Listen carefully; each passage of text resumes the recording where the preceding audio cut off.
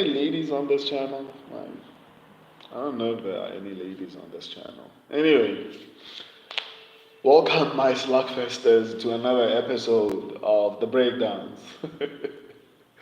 Evan Elder versus Gage Young. I don't know. I feel like the fight before was a little bit more compelling and a bit closer than this one was, or currently this one is, right? It just feels like Evan Elder is supposed to just run through this guy. To be honest, I don't know if he's gonna have any problems.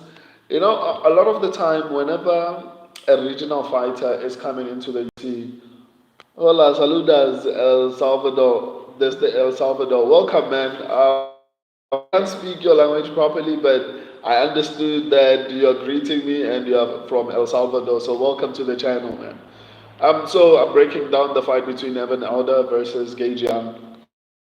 So, in this particular fight, like I was saying, whenever a regional fighter is coming into the UFC, I normally have a little bit more respect if they are ranked at least in the top five of that particular region. So anyone who's ranked outside the top five for me is hard for me to take them seriously or even think they're going to have any kind of success as far as being in the UFC. So Gage Young is ranked, I think, number nine in the regional scene where he's coming from. I forgot which scene. I can always check a bit later.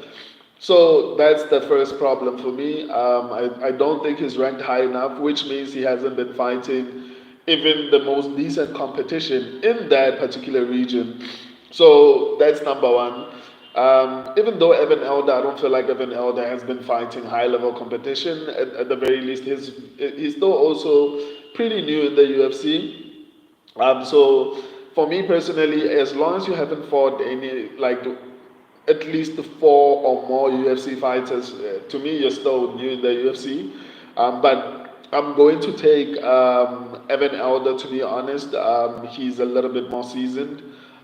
He's a little bit more seasoned in the UFC. My subscribers are also going with Evan Elder. As far as the breakdown of the fight in itself, I think Evan Elder is going to be a little bit better offensively and defensively on the feet.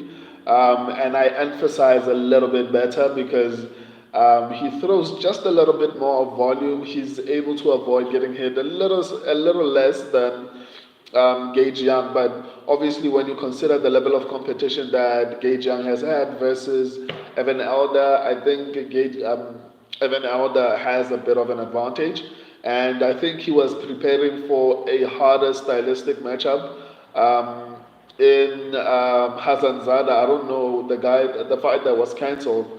So I think Gage Young will be a little bit more prepared to actually get this one done. Especially also, even if this fight was, even if Gage Young had a full camp, I wouldn't have that much confidence in him actually winning this particular fight because, like I said, I don't see him actually having any sort of success. And combined with the fact that he's coming in on short notice, I mean, it's a bad combination for me. So on the feet, I think both of them are terrible defensively, but I think Evan Elder is a little bit better, and obviously it's harder to avoid getting hit by elite level competition as opposed to regional level competition. So I'll give Evan Elder a bit of a pass to some extent. Even volume, I think Evan Elder throws a little bit more than Gage Young, so that's another thing. And then when we look at the grappling exchanges, I mean, both of them are not that great, but I think Evan Elder is a little bit more better offensively. Gage Young is terrible defensively, but I mean, it's not like Evan Elder is particularly great defensively as far as takedown defense. So it's going to be a little bit more tricky to actually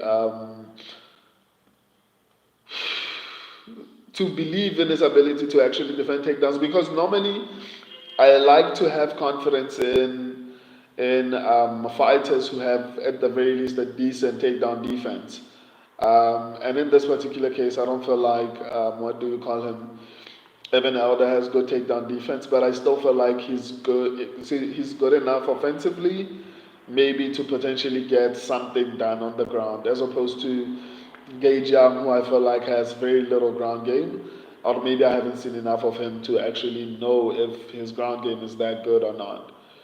But yeah, that's basically my thoughts on this particular fight. I think on the ground, offensively, I favor Evan Elder. I think he's going to be the one trying to submit. I think he's going to be the one shooting more takedowns. I think, um, yeah, basically that's it offensively. Defensively, I think Gage Young might be a little bit better. Even though he's also trash defensively. Actually, both of them are trash defensively as far as grappling goes. But I think defensively, if I were to choose between the both of them, I think Gage Young is a little bit better, taking into consideration who he was fighting. So he might not be as decent when he faces someone who's in the UFC like Evan Alder. So yeah, that basically concludes this breakdown. Let me go to the next one. This is